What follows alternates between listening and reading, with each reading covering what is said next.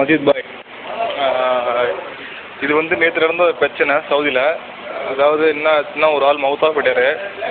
ஓகேவா? ஒரு மவுத்தா போனோன்னா ஒரு ஜனாதா தொழுகை முடிஞ்சு வச்சோடனே கோசம் எடுத்து போகும்போது ஒரு பாம்பு வந்து அந்த ஜனாதாவை அப்படியே சுற்றிக்கிச்சு.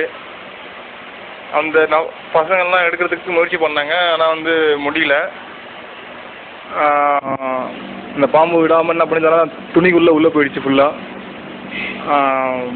அப்புறம் வந்து ஒன்றுமே பண்ண முடியாமல் என்ன பண்ணால் திறந்து பார்த்தோம்னா அந்த ஆளோட வந்து மூஞ்சி வந்து ஃபேஸ் வந்து ஃபுல்லாக பிளாக் ஆகிடுச்சு.